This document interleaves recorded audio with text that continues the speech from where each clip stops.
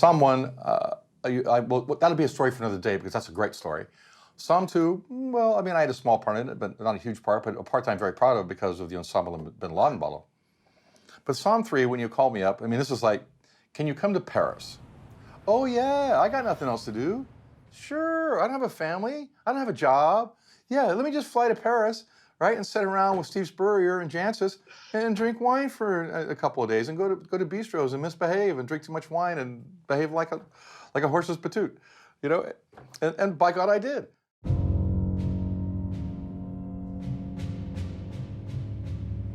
When you called me to do this, and you told me I was going to be there, I started thinking back. And Jancis and I have been, you know, not great friends, but known each other and been friends for a long time. I mean, Steven Spurrier, I remember Libby Dutton from Carmel was one of his first partners in l'Académie des Vins. And I started thinking about the history and all the things.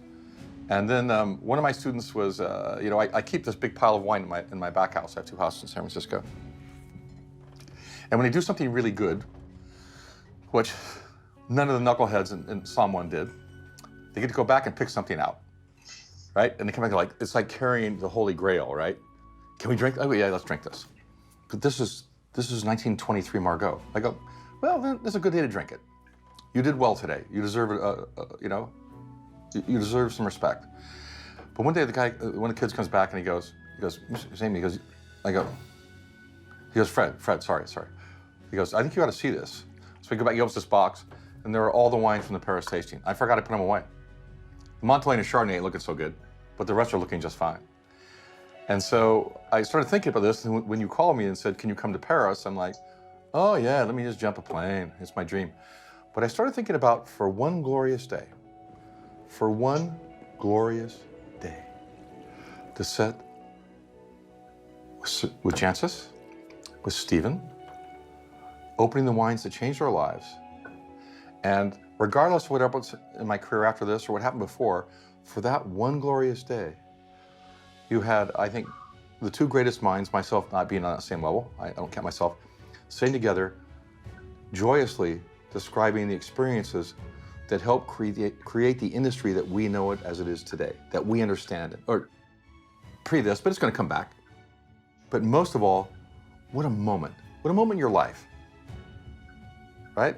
To sit in a beautiful place in Paris, to drink incredible wines, to hear the stories of why you fell in love with this mystical, insane, marvelous business that we live, the world of wine, and have it on the record. I'm walking down, right, carrying that Magnum in my coat. You see it in the movie, right? And this Frenchman stops and he goes, ah, Bordeaux. I go, n'est pas vrai, Californie. He goes, and walks away. And I go, this was the perfect wine for today. Having that Frenchman turn his nose up to my glorious Magnum of 68 Ridge was the highlight of my day. I loved it. I could have said I pissed in the bottle and probably got a happier face. I picked that wine for a specific reason, because that Magnum of 68 to me is one of the greatest wines ever made in the last century in the great state of California. And it was made, all kudos to Paul Draper, he didn't come till 69, but it was made by David Benyon, one of the original partners, one of the scientists from Stanford, the man who really helped create it. And I got that Magnum from him, from David Benyon, and 2 nights before David was killed and his wife Fran were killed in a car accident, I had dinner with them at Sarah's Vineyard in Gilroy, 2 nights before they were killed in a car accident on the Golden Gate Bridge. And I started thinking about this wine. How many Magnum of 68 are left? None, 1, 2. And I said, you know what? If I'm going to show something, I'm going to show something. We know what Ridge did in the Paris tasting, successful showing.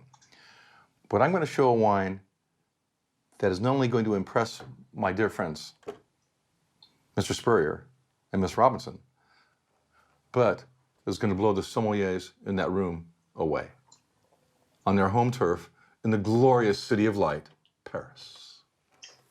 When I watched the French Somms taste that 68, we were done with the segment, and then I see people come up the stairs and grab and taste in the glass and taste the glass and taste in the glass. I'm like, Paris.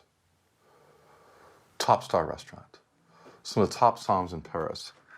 Drinking God bless you, David Benyon, wherever you are, and Fran Benyon, because this glorious wine you made in 1968 has lived up to its reputation.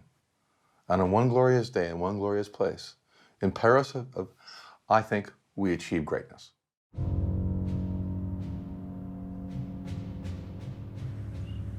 I want to see the B-roll from Montana. That's what I want to see. When I'm talking to the governor, that must have been a classic. Honor to be here. Honor to be here. Thanks for being here. So I'm looking for real estate. I'm going to call you. You know. Yeah, I'll be there for you. Thank you. Thanks so much. You bet. Thank you. Yeah. You know, I got to tell you, Mr. Fletcher and I have a long history. One of my finest and laziest students. I shouldn't say that. He's one of my hardest working students, but I just thought I'd throw it out there anyway.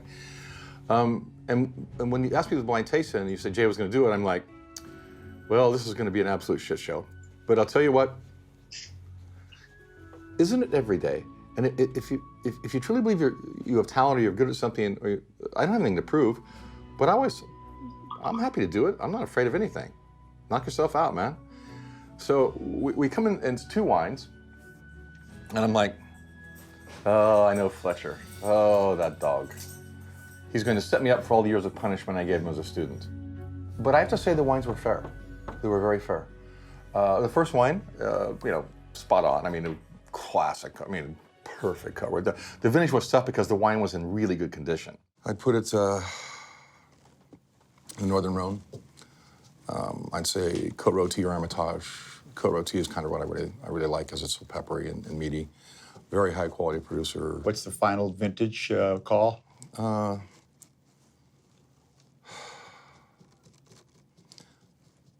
There is some. I'll give it 95. That's pretty good, Fred. That's pretty good. You know, I called 95, which was the right vintage. I could easily call 05 and not feel bad about myself doing that. The wine you didn't show in that is the one that I missed. And I actually thought that was the more interesting tasting of the two. Because that was that old bottle of L'Ermite, right? From Palacios. And it was such a weird bottle that, man, I struggle with this thing. It was a blast, right? It didn't, anything I reminded myself of. I mean, when was the last time I had, what was it, 85 or 86, right? L'Ermite, the first vintage L'Ermite, 86. And I'm going through this thing, I'm like, this has new French oak. It doesn't taste like Cabernet. I don't want to say Cabernet. It doesn't taste like Cabernet. It's really more like Cabernet Franc. You know, it's not like that. It's just, it's old world. I know it's old world, but you know, where am I going to go here? And then as the wine began to set in the glass, I realized this wine had some heat failure to it earlier in its life, and it was not up to its potential. I don't think I'd drink this wine by itself. Well, we are. It was damaged. And the more I tasted, the more I thought, you know, when I finally came to my final call, which was a Garagiste wine from the right bank, I'll go right bank. Saint-Emilion, Cru Class AB. I'll go 95 again.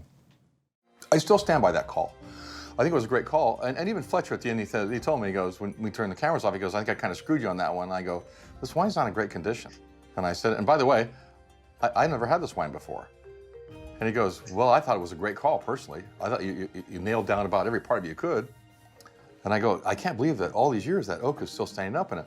But I really thought of the 2 tastings. The one I nailed, well, that's all fine and dandy, great, you know, bravo. Yeah. But the one that I struggled with, that was fun to do. That's what I loved, right? And I had to work that son of a gun for a while, and it was fun. It was fun. And you know, I loved every second of it. I don't see being wrong or those as being, oh my God, he's not as great as he says he was. He's not the legend. He's not this or whatever they call me this week, right? Horse's ass or whatever it's going to be, right? But I see it as the wines that I get right, I really don't learn much from. The ones I get wrong, there, my friend, are some great lessons to be learned. Some great lessons to be learned. And if you don't take that the right way, if you waste that opportunity, and just walk out there with steam coming out of your ears because you screwed up, well, you're just a bloody idiot, and you're never going to be a master sommelier. But if you take those lessons you learned from the wines that you didn't get, that just tricked you a bit, you take those wonderful lessons away, one day you'll become the real deal.